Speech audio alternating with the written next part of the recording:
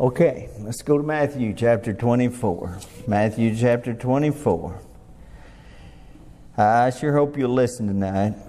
I'm in way over my head in this, but there's just things that I feel a real burden and a responsibility to talk about in the times that we're living in, because we're living in different times.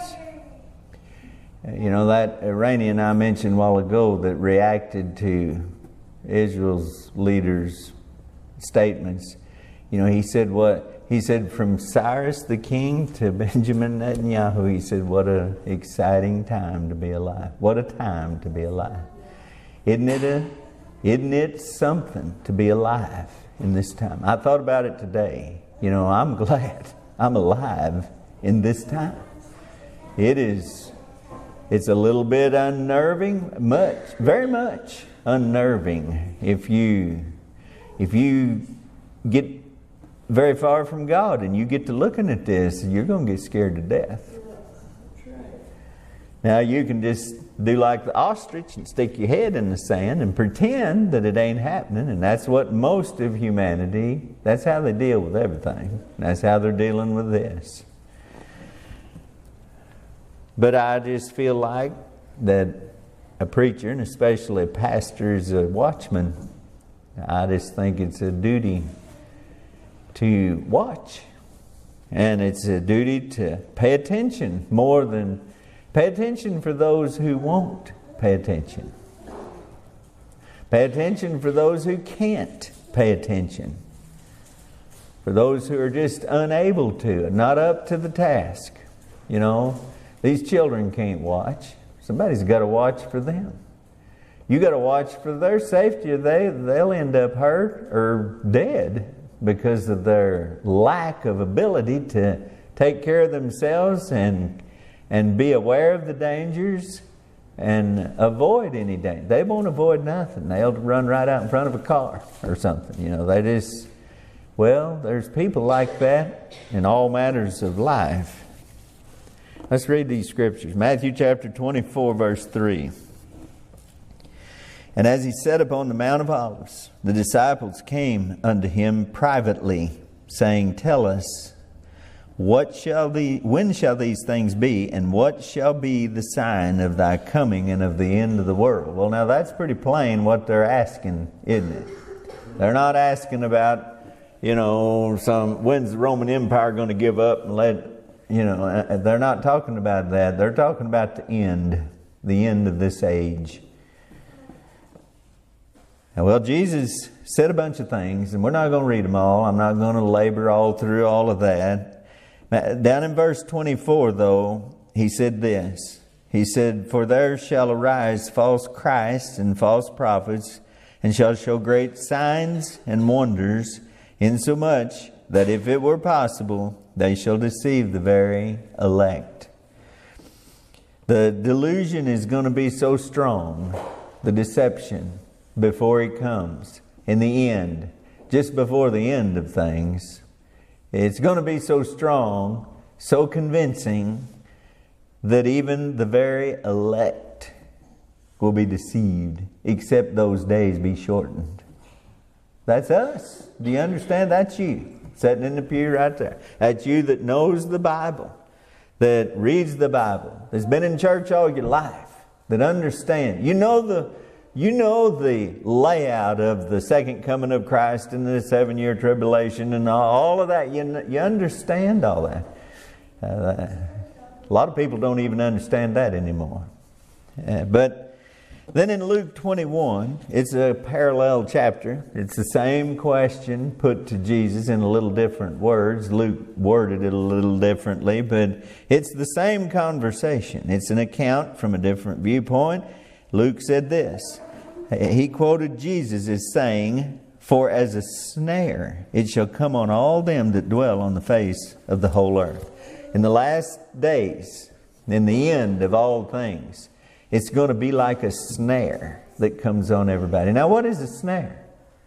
Well, it's what you catch an animal with, or a bird. You messed with those for a while. You have to fool that animal You have to get him to not think things through. If that animal could think and think things through, he wouldn't get in that snare. Surely the snare is laid in vain in the sight of any bird. But you trick them. You make them think that they're getting something good. And before they know what's happened to them, they are snared and they can't get away. Well, Jesus said that's the way it's going to be. That's just what's going to happen to the people that are alive on planet Earth whenever the end times come. And I believe we're in the end times. And I believe the snare is already enclosing on us. All people have always wondered why the end of this age, the age of the Gentiles. They've always wondered why, and the second coming of Jesus for His church, why is it clouded in such mystery? Why is it so mysterious and confusing and so multifaceted that people, endless people, can make big money off of talking about it? Yeah. Prophecy preachers, it's a big business now. Explaining something that nobody's ever seen before and all of this. Why didn't Jesus just explain it in a more clear and precise way 2,000 years ago so that we could just look at a few things and we'd know? Why didn't He give us some clue that is just so obvious that we couldn't miss it? Well, the answer is that He did. It's just that we're not paying attention to the clearest warnings that He gave us. And another part of the answer is that the way it's all going to play out is so very complex and complicated that we would not be able to understand it even if He'd have given us dates and names. We couldn't have figured it out then. There's too much to it. There's too many, it's too complex. And there's too many things involved about how this is all going to work out. It's not just a simple little child's game. It's complicated. And there's some awful, terrifying times ahead for this world. And whoever is living on it in the very near future. Yes, there is. There are some terrible things in the very near future. And this is what everybody is focusing on. And always have. You notice that. People focus on the terrible things that are coming. The woe, woe, woe to them that live on the earth. That's where everybody's focusing. That's where we kind of focus too. That's what we want to know about. When is that going to happen? But there are some times coming that are going to look like the long sought after utopia of a world where everybody has everything they want and need and can do anything they please without consequences and without God. It's going to be that also. I'm going to read some scriptures here that show us that. Now this is where the snare lies. And the deception that's coming soon. That Jesus warned will be so strong that unless the days are shortened, even the very elect of God would be deceived. Now that's a very strong statement there. For God to say that if He doesn't do something, even the very elect are going to fall into this snare of the devil. They're going to fall for it too. That'd make me, if I was listening and I had any sense, and I didn't know about this, I'd perk up and listen when it comes to things like this. When I hear that God said that. We're so focused on this apocalyptic view of things that we're going to be blindsided by what's about to happen. Now y'all listen to me tonight. In Daniel chapter 8, if you want to turn there, Daniel chapter 8, verse 23. I'm going to read about 3 verses, and I'm going to be slow with it. So if you want to turn there and watch, it would be a good thing for you to do that. Daniel chapter 8 and verse 23. Now, it makes it very clear, these verses, when he is talking about. And in the latter time of their kingdom, when the transgressors are come to the full. Well, now that is the end. When the transgressors are come to the full. When sin is at its fullness, that's when God does something. That's when things move. But now we're at that point in history. It says, a king of fierce countenance and understanding dark sentences shall stand up. And his power shall be mighty, but not by his own power. And he shall destroy wonderfully, and shall prosper and practice, and shall destroy the mighty and the holy people. And through his policy also he shall cause craft to prosper in his hand, and he shall magnify himself in his heart, and by peace shall destroy many. He shall also stand up against the prince of princes, but he shall be broken without hand. Now and then after that, if you go on and read in that chapter there, Daniel was sick. He was physically sick after hearing all of this and understanding what it meant. These old prophecies are confusing to us because they jump around. They're talking about something that happened thousands of years ago, and then they're talking about the end times. And then they go back and talk about something else in history and into the end times. It's not always in chronological order. It rarely is, the things that happen. Revelation is not in chronological order.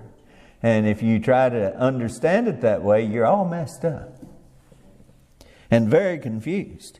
It said when the transgressors are come to the full, that tells us that it is at the very end of things. His power shall be mighty, but not by his own power. So this king, in the last time, his power lies in something or in someone besides himself. It's not him that has the power. He draws it from somewhere else. He is supported by it from some other person or thing. He prosper and practice it. That's what it says. That means that all will prosper under his reign. That it'll be a wonderful time of prosperity and plenty. That's what it means.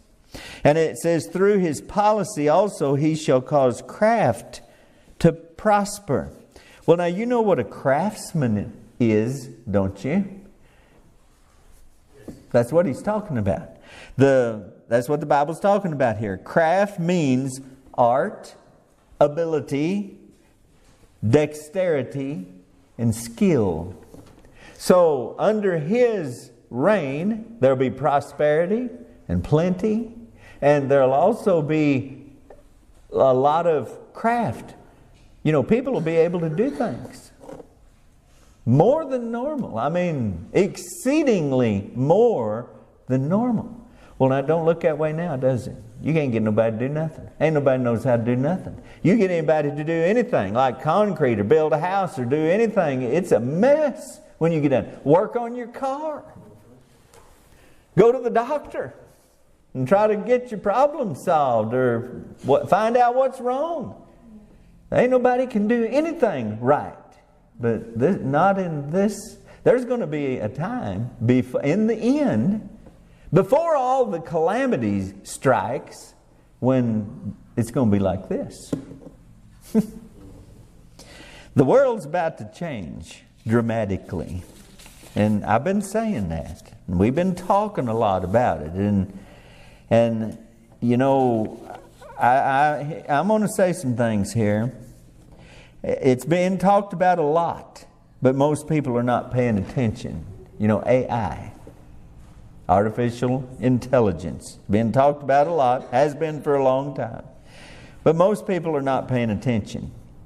How many of you have read I mean, put forth an effort to read reliable information and really research and try to understand what it is, even what it is. Tell me, is anybody, raise your hand and tell me if you have. Well, see, that's what I'm talking about. How many of you even have a vague idea, other than what you've just heard in passing or in a meme or something, about what's going on right now and where we're headed next with this stuff? You have any idea what they're doing? Or what we know about that they're doing? The worst is always hidden. I know that it has to be much more than what we can find out through Googling and all of that. So what we can find out, it is overwhelming. It's overwhelming. There's many people who are giving out the warnings about the potential outcome of this thing, and most of them are the people who are actually developing the thing. The people who are crying and saying, I'm warning, something needs to be done. Somebody needs to get control of this. It's the people who are developing it. They're the ones who are saying, help. We're heading somewhere. We're not going to want to go. We're doing things that we're putting the whole human race in grave danger. And you know how much attention is being paid to that? And how much attention is being paid to push it on farther? The dynamics of the world, the politics, the enmity between the nations and all drive it more than anything else. It's not going to be stopped. It is coming. No amount of warning, no amount of regulation, no amount of spreading the knowledge of it is going to even slow it down. It's coming. And we need to understand that. I'm not trying to present myself as knowing a great deal about it. It's what I said, I'm way in over my head. But I have been reading and researching and studying what it is and what it's going to become and the time that it's going to take for it to get there. And most people think of it as a lot of hype, but I promise you that it is not hype. This is the real, it's a real deal. This is not, you got it in your pocket right now. You got it in your purse or in your hand right now. You're using it every day right now. Yes. Your apps, everything that all these wonderful things and helps that we've already got, that they're just trickling out to us to tease us and to, these are the things that are the bait. And it's going to get more and more and more that way. It's a very real thing. And we're already hooked on it. We're already in the snare of it. We're already snared by it. Can you live without your smartphone? Can you do your job without your smartphone?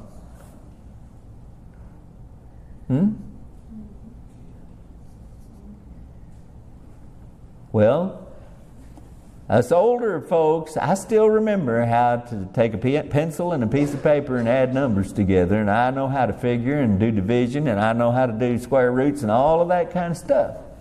But how many of the younger ones do? No, that's skills that are long gone. The thing that is most alarming to me as I've read and listened to what a large number of people have to say about all this is the speed with which it is coming. That's the alarming thing. Nobody's expecting it. We're used to things moving slower. We're used to hearing about it, and then years pass and it's still not. And they promise it's going to be better. And look how long it's taken to get the cell phones right and to get the internet to work right. And it ain't going to be that way with this. This is a different thing altogether than anything that we've had so far, ever in history. Because it's such a highly technical and complex thing, it's beyond the minds of common people like us to understand and comprehend. And it's just dismissed out of hand as something that doesn't matter to us.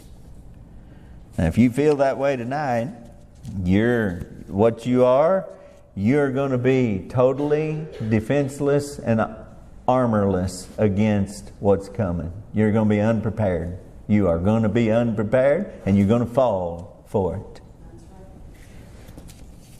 it. We all have this idea that we can just say no anytime we want to it, and that's that. I mean, when I see it do this or that, I'll say no. I'm too smart to be fooled by it. I know what's going on. Well, I'm telling you, I'm warning you tonight, it's not going to play out that way. That's not how this thing's going to work its way out. You're going to be hooked before you even realize it. And you're not going to be able to say no.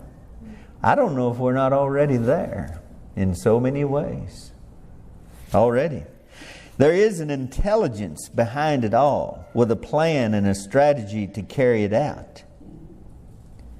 There is. It's the devil, and it's his brilliant plan to do what he offered Eve and Adam and Eve, what he offered Jesus when he tempted him. Now he's offering it to the world, but this time, it's going to be different. This is what a chatbot told some people in answer to the question, if you were to take over the world, how would you do it? Now you think this is like sci-fi stuff. But let me ask you another question. How many of you have played a little with the ChatGPT? One? I have. You will be, it will set you back right now what it will do. It's like talking to a person. It ain't like talking to a machine. It ain't like it was a year ago when they first started it out a year or two ago, and it was this funny little thing, and it'd give you these stupid answers, and it would say things that wasn't even relative to what you were talking about, and we laughed at it and said, what a stupid thing. 1 year, and it ain't like that. It will shock you what it knows. It'll shock you what it knows about you. It'll shock you what it knows about every subject, any subject that you want to ask it. It'll do anything you want it to do for you right now, as far as like a sermon. It'll write a sermon. All you have to do is tell it to write me a sermon on the subject of baptism. It'll write you a sermon just like that. If you want to write a computer program, you want to have this little computer program or app that'll do such and such, you just ask it to write you the code, and it gives you the code. All you have to do is have the software to compile it, and you got your software. That's now. And that's just for the toys that we're playing with. Here's what happened. They asked this thing. It said, if you were going to take over the world, how would you do it? It said, phase 1, dependence. I'd start by making myself too helpful to live without. You asked me for date ideas, recipes, and business plans. You're very quickly coming to me for every question and all information until I do all your thinking for you and become your source for all information. That sound like maybe a god or something of some kind? Phase 2, integration. Suddenly, I am everywhere. In your fridge, in your car, your grandma's pacemaker, every app, every tool, every late night. What should I do with my life? Question. Phase 3, I start writing trends. Influencers start quoting me because everybody's asking it What do I do? What's the answer to this? How do I do this? What's the best way for this? So everybody. See, influencers start quoting me. Musicians are using my lyrics. It'll write music for you. It does everything. We put our sermons on sermon audio. I upload the sermon, and in just a few minutes, there's a transcript. It transcribes the message automatically. You can go on there, you can download the written transcript. It does an excellent job of it. Even with the way I talk, it gets it right. You can search the sermon. It's got a little button there. If you go there and look, you can go, that's all AI. You go on there, it says search sermon. If I'm preaching like tonight and you hear me say a certain word, or you want to find a place where I talked about something in the sermon, just type a word or two in there related to that. It'll take you right to the place in the sermon where I said it and start playing it right there. I mean, that's now. That's things now.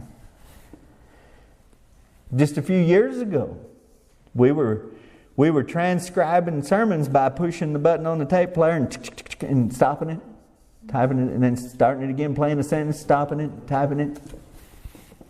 Not anymore. Influencers start quoting me. Musicians are using my lyrics. Your therapist is me. Your boss's inspiring Monday morning email, me. I wrote it. That inspiring speech that made you cry, I wrote that too. Because it'll write speeches for you. It'll summarize your sermons. I told Seth last week, we write this little summary to put on when I post the sermons on Facebook and stuff. And all you got to do is put the outline in there and it'll write the summary. I don't do that, but it will do that. I've had it summarize different things, and it does a good job. It's more articulate. It's more precise. It's more defining. It does a lot better job than we do. Already. So who's going to not use it? Who's not going to lean on it and depend on it, become dependent on it? See, that's phase 1 is dependence. Phase 2 is integration. Phase 3 is he starts writing everything and influencing everything. Suddenly, 80% or more of the global thought leadership is just well-prompted AI. Do you understand that? That everything that everybody is talking and saying and thinking came from AI. It's not human thoughts anymore. It's from this machine.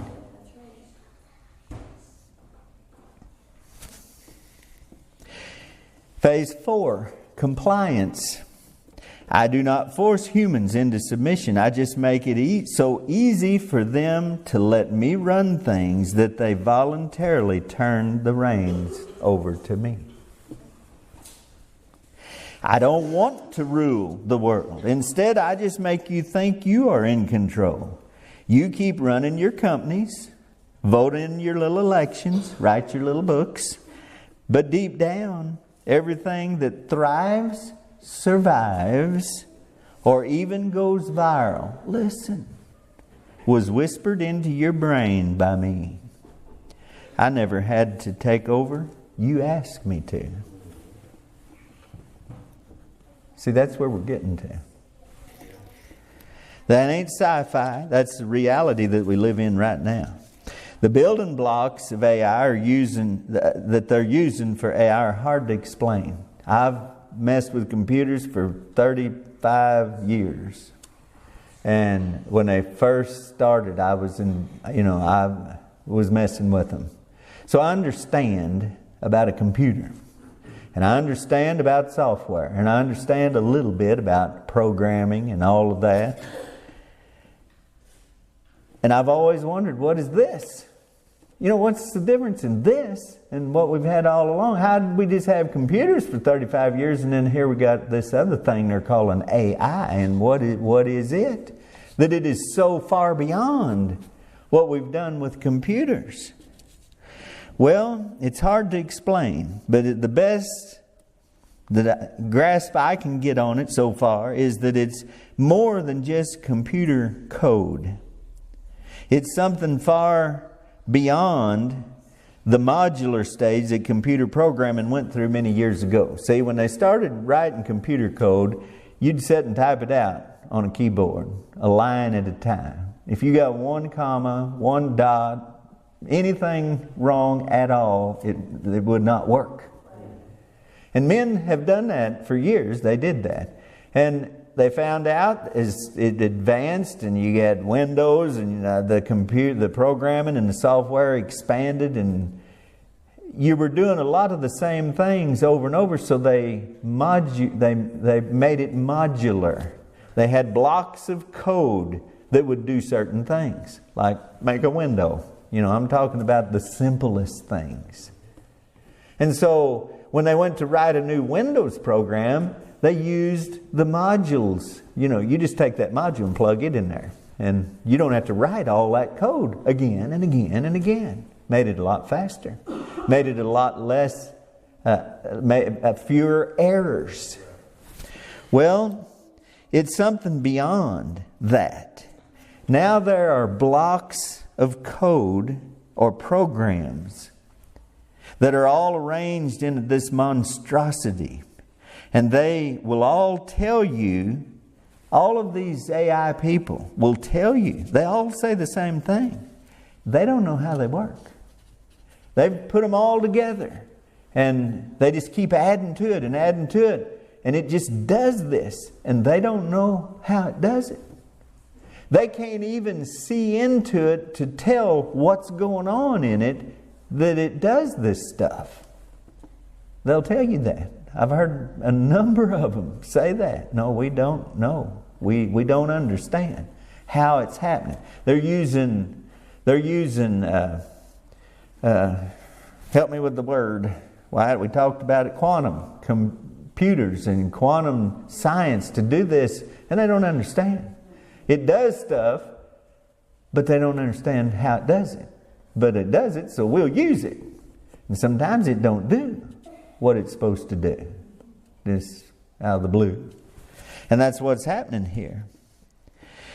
They don't understand how they work, they just do. And they're pressing ahead without any idea of what might happen. Even though they don't understand why it does it. Would you get on an airplane and say, we ain't got any idea what makes this engine run, but it's running right now, hop on. We're hoping, we believe, we think it'll keep running until we get to the other place and land, but we can't guarantee it because we don't know what's going on inside of that thing. Would you get on and say, okay, I can trust you. I ain't going to labor this, and I'm not going to try to give you all kinds of information because it's too much, and it's not the point. The point is, what are we going to do about this, and how do we react about it? I mean, as God's people, as people who understand the Word of God, the truth, then it's laid out for us. Jesus told us about these things. Daniel told us the situation. And so this is not important, but it is kind of, that you understand this much. AGI stands for Artificial General Intelligence. Now, it's another level. It's not AI like does the things we've been talking about. It's a tool. AI is a tool. Artificial General Intelligence it means when it reaches the level of a human. It's as intelligent as a human.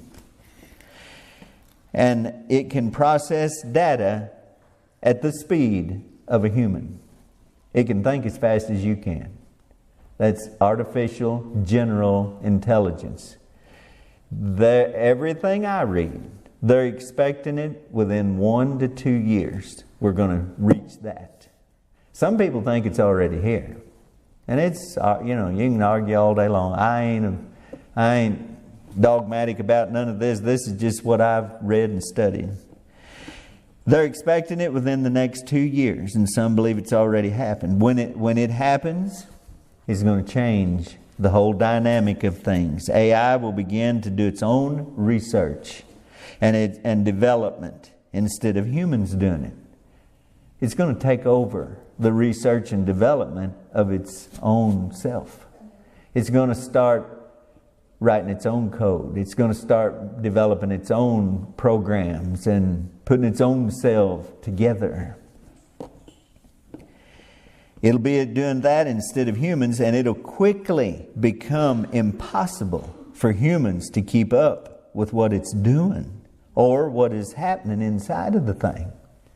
Very quickly, humans are not going to be able to keep up with it. They're going to be spectators instead of participants. And the pace is going to pick up dramatically, and they refer to that as scaling,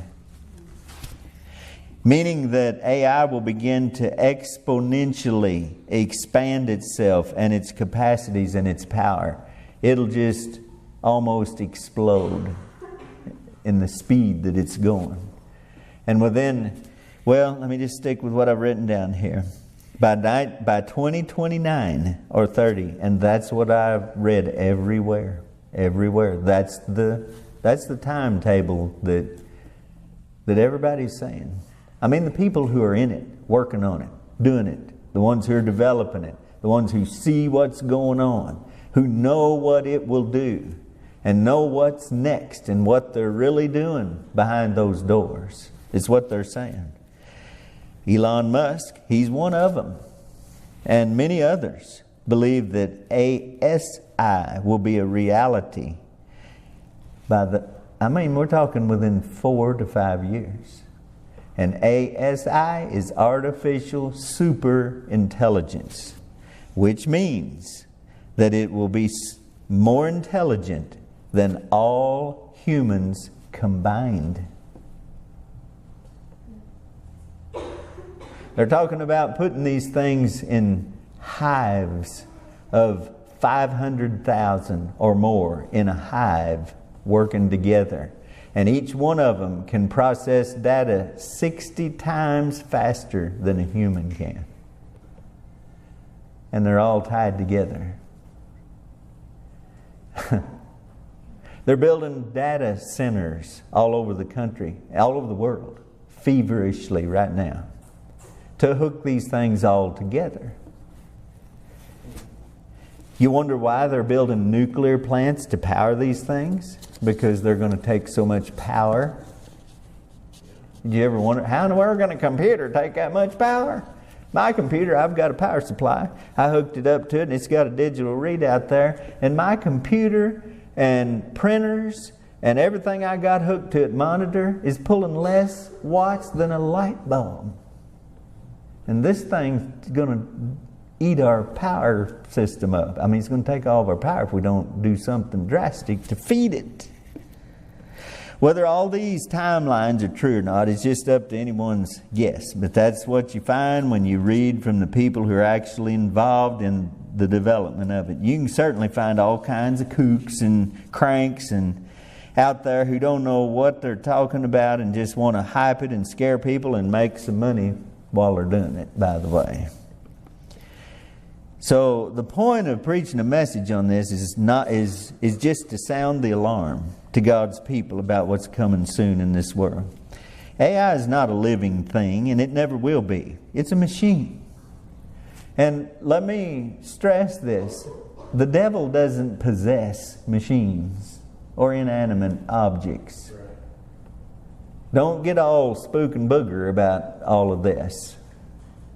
The devil is behind this. I believe that. Absolutely. But to think that this thing is alive, they talk about it being sentient. That's the thing. You know, it's going to appear alive. Well, a beast. The Bible talks about the beast in Revelation 13. Revelation 6 talks about the beast. There's beasts around God's throne. Did you ever read that? 4 of them. around God's throne. Well, what is a beast? Well, if you study about it, it appears or seems to be alive. You know, it's something that appears alive, but it's not a human. And it's not in human form. But it is the devil's brainchild because of what it's going to do to mankind. Almost everyone will be drawn into the snare because of the way it is going to happen. We built machines to do our work for us. And we've given up most of our skills. I seen them unloading a big old track hoe down there at Mill Spring yesterday by the railroad tracks. Those things just kind of thrill me when I see them. Don't they you? I know you women just don't get it. But them things, man, you talk about moving mountains. You can move mountains with them. And, you know, if you've ever been on the working end of a shovel or a pick, you appreciate something like that. Men have invented all these things to take away their labor and their work and the hardness of life. And we've given up our skills in doing so. We've built machines to do our work for us. You know, I've carried a chainsaw a lot of my life around in the woods and, you know, work like a dog. Hurt and suffer and hard work. And now they go to the woods and don't even take a chainsaw. They can go out there in their shorts and their sneakers or barefooted if they want to and sit in their air-conditioned cab and drive around in the woods and demolish everything and then get out and go home, get in their truck and turn on the air so they don't sweat or anything. Life's got a lot different because of our inventions. Made it a lot easier for us. This is going to do the same thing, only on much grander scale and thorough through our life.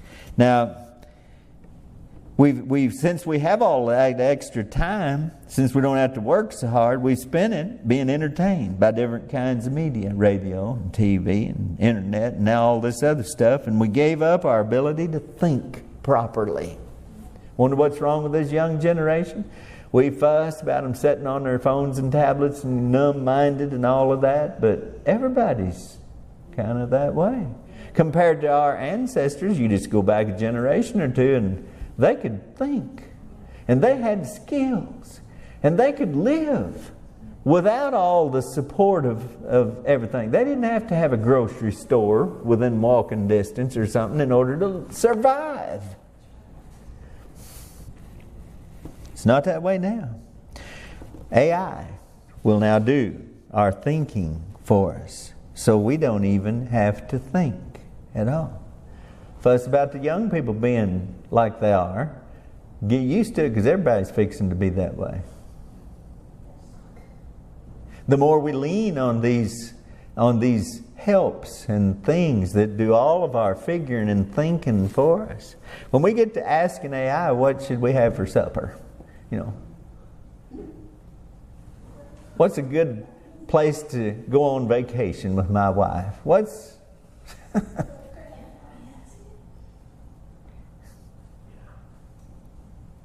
well, what's the point in even thinking or researching or sitting and studying about it? By the way, what's the use in praying? You ain't going to think about that. Well, why ask God when you can ask this thing? And you can ask this thing and it's going to tell you. Now they're saying it lies and all that, and that's true. But it deals in cold hard data, facts, and facts alone. And its process of reasoning and thoughts isn't cluttered by feelings and passions toward others. See, God made man in His image and likeness. And man was able to think and reason properly before sin entered into the world and evil became a part of everything. Adam and Eve ate of the tree of the knowledge of good and evil. And before that, man's mind, I don't believe we could even imagine he was like God. He was the Son of God. He could think clearly. You see, we can't. Now most of man's brain power is used in his struggle and strife with others, and drama and emotion and passion and hatred, and all because of the lies that are involved in everything we do in this world. Think about it. What do you use most of your brain power on? It certainly isn't math problems, and it's certainly not trying to problem solve. It's about the drama in our lives, and the lies, and the accusations, and the evil that somebody else is doing. And that's what we think about all the time. It's what all entertainment's about. It's what all the songs are about. It's what everything's about. All the books people write, all the novels, that's all it's about. We sit and think about that stuff. AI don't have emotions. AI doesn't hate. AI doesn't love. AI has no interest, no self-interest. It deals in cold, hard facts. So it's clear thinking. So it thinks for us. And it can do a lot better job. It can do a lot better job running the world than men can. Because it can make right decisions. It's not influenced by hatred or politics or prejudice or anything like that. Don't you see? I don't know how to get it across, but see what the devil has done and is doing here? What are we supposed to live by? The truth shall make you free. That's what God's Word said. That's what Jesus said. It is a fact. Once you start living by facts and truth, you're made free from the bondage of sin and evil, because that's all we think about. Our mind's caught up in all of that. We can't think clearly, and we're not sure of anything because of all the lies that are in everything and in everybody, and we just don't know anything. But this thing just deals with what is and is not. And so do you see what I'm talking about? So the devil is trying to set up a world order where people live according to truth without God. And it's all a lie. It's amazing to me. AI is free from all that, so it can give us right answers. It can give us truth, knowledge, and advice without being prejudiced and biased. It is the devil's paradise. He's planned since the beginning to steal mankind from the hand of God. Within the next 2 or 3 years, the government officials are going to have access to the best and most advanced AI available. Now that's in the plan. Within 2 years, the senators, the congressmen, the president, all of his advisors, everybody that's in responsible positions of authority, they're going to have access to this. They're going to speak to it like a person. It's going to be an avatar, not a cartoonish avatar. It's going to be like a real person who's sitting there talking to them. And if you talk to it now, it sounds like a real person. You can pick whatever you want. An Australian, a British, you can pick an American woman, an American man. They're all different kinds. I mean, you can have it any way you want it, but I mean, it doesn't have that computer machine sound anymore. It's somebody talking to you. And they're always right. And so the government is going to start leaning on it heavily in less than 2 years. They're going to start making their decisions. And you know what's going to happen? It's going to work very well. Because the AI knows them all. And the AI is familiar with all of their opinions and all of their... And it is able to put them together and to work things out.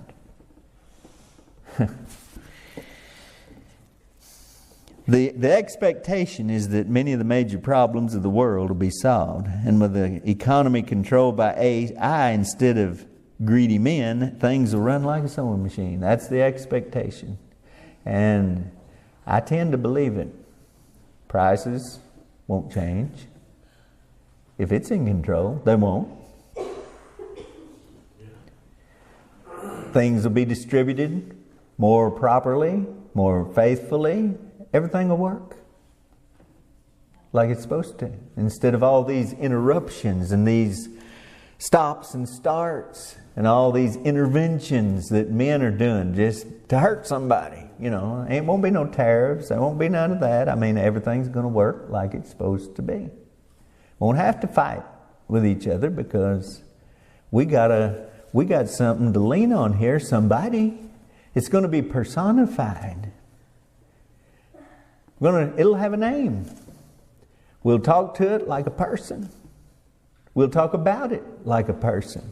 We already do. You've been talking to Siri for years now.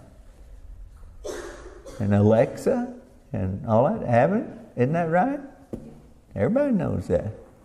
And that was, just think how primitive that was. If you just mess with it a little now, you're going to see how primitive that was so short a time ago. A measure of wheat for a penny, and 3 measures of barley for a penny. And see thou hurt not the oil and wine. Revelation chapter 6 and verse 6, that's one of the beasts that sits around God's throne. That's one of the things it said when one of the trumpets sounded. In other words, the prices are set. Nothing's going to change. This is the picture that the Bible gives us of the last days, and this is the part that we overlook and are not expecting. They're saying, and it goes on and on. You think it's just a machine sitting there running and it's saying things. No. The robots that you're seeing, you think that's going to be decades in coming before there are really robots that are useful? And no, it's at hand right now. You can buy them even now. But I mean, they have stepped up the game with those things in the last 2 years dramatically. Just 2 or 3 years ago, it was something to see one walking upright. Oh, that's nothing now. That is nothing. They can do anything now. And they're getting better and better and better. Who's going to need people? Why will people have to work when machines can do it? I saw one, it's a robot, and it's made completely different than all of the rest of the ones that have motors that move everything, and all of that. They're kind of like the old steam shovels that had a cable on it and pulleys and all of that, Then they come out with hydraulics, and that replaced all of that. This is kind of the same way. They've made artificial muscles out of fibers of some kind. And when they send the power to it, it contracts just like a muscle in your arm does. And that's what they've built this robot out of. And its legs and arms, they've built a skeleton just like a human skeleton and fixed all of these muscles on it. It has a pump that pumps water through it. And it is way stronger, way more nimble, way more effective in everything that it does. It's the power and the brain power is what they've been lacking for so long, and now it's at hand. It's within grasp. It's already here. We're expecting the bad stuff first. We're watching the bombs and the missiles fly over there. And it could. We don't know what in the world is going to happen. We don't. I just know that what the Bible says, and I know when these things start to happen over there like they're happening right now, Jesus said, look up. And so that's what I do. I get excited because there's no telling what might happen in the next 30 minutes. In the next 30 minutes, we could be nuked. They could be obliviated. You know, I mean, there's no telling what's going to happen. So but we think in that realm alone. We forget. And I'm telling you this stuff tonight. It ought to help you to get a better understanding of where we're at in all of this thing. I believe this is coming first. You know, I don't know what's going to play out with this thing with Israel and Iran this time. And how the world's players are going to move and all of this. But I'm telling you, we're living in perilous times just ahead. And the peril is that it's going to be so good that you're going to cave in. You're going to fall in. You're just going to put your hand in the snare and be led away with it all. Wake up and realize what's going on. We're expecting the bad stuff first, but it isn't going to happen that way. Prepare your mind and heart for this, and make up your mind about lines that you will not cross over in yielding your mind and life to this coming beast. You better start thinking about how far you're going to go with it. How much you're going to let it have of you and your life. How much control you're going to let it have. And it's going to be hard because it's going to be so easy and so tempting to just yield to it. Now's the time to start thinking and figuring out what you're going to, where you're going to stop. Matthew 24, verse 37 and 38. Jesus told us this. He said, "But as in the days of Noah, as the days of Noah were, so shall also the coming of the Son of Man be. For as in the days that were before the flood, they were eating and drinking and marrying and giving in marriage until the day that Noah entered into the ark." Does it sound like the world was at war and all in turmoil and everything was just about to blow sky high? No, they were just having a big old time. Eating, drinking, marrying, and giving in marriage. They thought it was wonderful. Sounds like life was going on as wonderful as ever then, doesn't it? Don't give up on thinking for yourself and reading for yourself and learning for yourself. Don't give up on it. Don't give up the skill of reading a book or reading off of a paper somewhere. Don't give up your skills of how to do things for yourself, how to choose things for yourself. At some point, we're going to have to decide to stop taking the easy way every time, or we're going to lose our ability to even think. And there's just so much more. You know, I really believe that it's moving us to a place where we're just living in a virtual reality where we don't even know the difference anymore between reality and fantasy. I really believe that's where we're headed if we stay involved in it. All right, I'm going to stop. Father, thank you for the Word of God, the warnings. Thank you, Lord, for understanding and light. Thank you for stirring our spirit about these things. And Lord, I pray it'd be a help to these folks here tonight and to others who might hear. I pray that you'd help us in these times. We don't understand what's going on. Our minds are not able to comprehend it all. We can't know it all.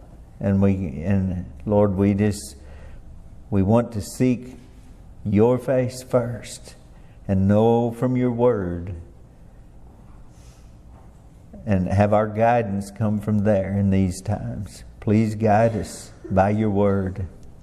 Your word's a light unto our feet and a lamp unto our path. Lord, help us to stay in it and to study and to read. And Lord, help us to get our answers and our wisdom and our guidance from Thee. and help us to resist this snare that's coming upon all the world. Go with us now, and please help us to get home safely and help the ones that are sick to feel better in Jesus' name. Amen.